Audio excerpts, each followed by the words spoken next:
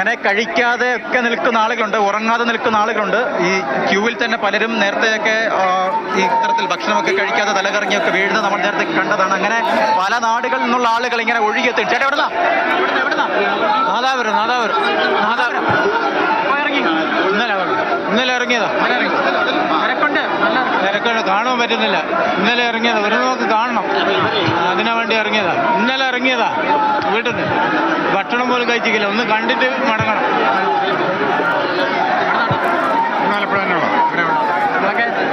കാലത്തിന് മുന്നേ നടന്ന സഖാവാണ്. കാലത്തിന് മുന്നേ നടന്ന സഖാവ് VS.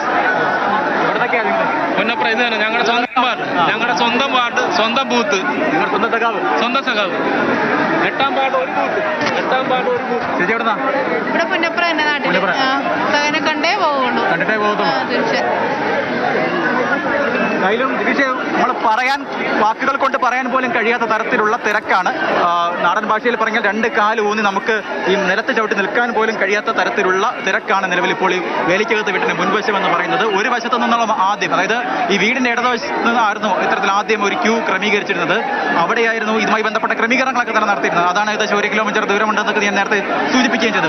വലതുവശത്ത് അത്തരത്തിലുള്ള ക്രമീകരണം ഒന്നും തന്നെ ഇല്ലായിരുന്നു. പക്ഷേ ഈ KSRTC ബസ്, BS-ന്റെ ഭൗതിക ശരീരം വഹിച്ചുകൊണ്ടുള്ള ബസ് എത്തിയതിന് പിന്നാലെ ഒരു കടൽ പോലെ ഈ ബസ്സിന് പിന്നാലെ ഇങ്ങനെ ആളുകൾ ഇങ്ങനെ ഒഴുകിയെത്തുകയാണ്. അങ്ങനെ എന്ത് ചെയ്യണമെന്നറിയാതെ ഇത് നിയന്ത്രിച്ചിരുന്ന റെഡ് വോളണ്ടിയർമാരും അതുപോലെ തന്നെ പോലീസ് ഉൾപ്പെടെയുള്ള സംവിധാനം നോക്കി നിൽക്കുന്നതാണ് നമ്മൾ കാണാൻ കഴിയുന്നത്. കാരണം ഏത് വഴിയിൽ കൂടെ ഇങ്ങനെ ആളുകളെ, പ്രവർത്തകരെ ഒക്കെ തന്നെ കടത്തിവിടും എന്നത് ഏറ്റവും പ്രധാനപ്പെട്ട ചോദ്യമായി ഇവരുടെ മുന്നിൽ നിൽക്കുകയായിരുന്നു. ഇപ്പോൾ എന്തായാലും ഈ 2 വശത്തു നിന്നും ആളുകളെ ഇങ്ങനെ കയറ്റി വിടുന്നതാണ് നമുക്കിപ്പോൾ ദൃശ്യങ്ങളിൽ കാണാനും കഴിയുന്നത്. വലിയ രീതിയിലുള്ള തിരക്ക്.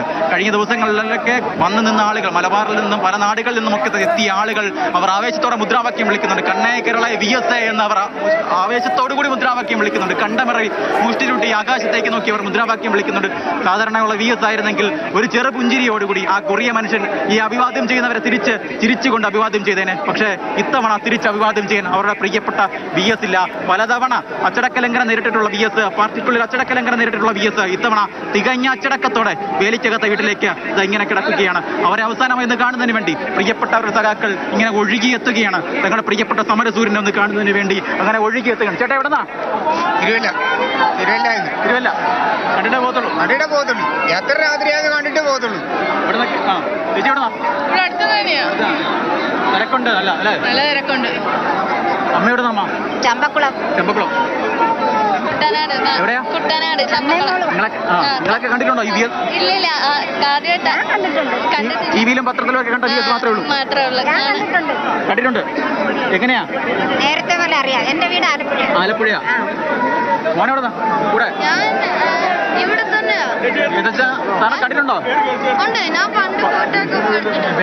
ഞാൻ പണ്ട് VS-നോടൊപ്പം പോയി ഫോട്ടോ പോയിട്ടുണ്ട്. എന്തായാലും അങ്ങനെ പല നാടുകളിൽ നിന്നുള്ള ആളുകൾ ഇവിടേക്ക് പുന്നപ്പുറയിലെ വേലിക്കകത്ത് വീട്ടിലേക്ക് ഇങ്ങനെ ഒഴുകി എത്തുകയാണ്. ദിവിഷ്, പല നാടുകൾ, അവർ പലരും ഒറ്റ ലക്ഷ്യം മാത്രമേ ഉള്ളൂ, എങ്ങനെയെങ്കിലും അവസാനമായി അവരുടെ സഖാവിനെ ഒരു നോക്ക് കാണണം, ഒന്ന് അഭിവാദ്യം ചെയ്യണം. അതിനുവേണ്ടിയാണ് ഈ കാത്തിരിപ്പ്. ഇന്നലെ മുതൽ തുടങ്ങിയ കാത്തിരിപ്പാണ്. ഭക്ഷണം കഴിക്കാതെ, വെള്ളം കുടിക്കാതെ ഒക്കെയുള്ള കാത്തിരിപ്പാണ്. അങ്ങനെ പലരും തലകറങ്ങിയൊക്കെ വീഴുന്നുണ്ട്. പക്ഷെ അതൊന്നും അവർ പ്രശ്നമല്ല. മഴയെ അവഗണിക്കുന്നുണ്ട്. മഴയൊന്നും പലതവണ ഇടയ്ക്കിടയ്ക്ക് മഴ ചാറി നോക്കി. പക്ഷെ അതൊന്നും ഈ പ്രവർത്തകരുടെ വീര്യത്തെ, ഈ തങ്ങളുടെ സഖാവിനെ ഒന്ന് കാണുന്നതിന് വേണ്ടിയുള്ള അവരുടെ ആത്മവീര്യത്തെ തകർക്കാനൊന്നും ഒരു മഴയ്ക്കും ഇതുവരെയും കഴിഞ്ഞിട്ടില്ല. ഇന്നലെ ഈ രാത്രി മുതൽ ഇവിടെ നിന്ന പ്രവർത്തകർ അതിനിടയിൽ തന്നെ 4-5 തവണ മഴ പെയ്തു നോക്കി. പക്ഷേ ആ മഴയ്ക്കൊന്നും തകർക്കാൻ കഴിയാത്ത തരത്തിലുള്ള ഒരു ആത്മവീര്യം ഈ പ്രവർത്തകരിലൂടെ ഉണ്ട്. എവിടെന്നാ? ഇവിടെ പുന്നപ്പുറം തന്നെയാ. പുന്നപ്പുറം. കണ്ടിട്ടേ പോകത്തുള്ളൂ. കണ്ടിട്ടേ പോകത്തുള്ളൂ. എവിടെ ആയാലും പോകും.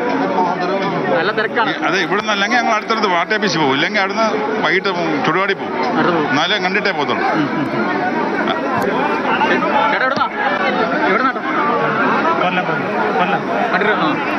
എറണാകുളം. എവിടെ ഇറങ്ങി? എപ്പോ ഇറങ്ങിയത്? അവിടുന്ന് രാവിലെ 8 മണിക്ക് ഇറങ്ങി. പാലക്കാട്. യാത്ര ഇറങ്ങിയാലോ? ഇന്നലെ ഇവിടെ വന്നു. ഇന്നലെ ഇവിടെ എത്തി. ഇവിടെ കാണാൻ പറ്റുമോ അറിയില്ല. നല്ല നോക്കട്ടെ.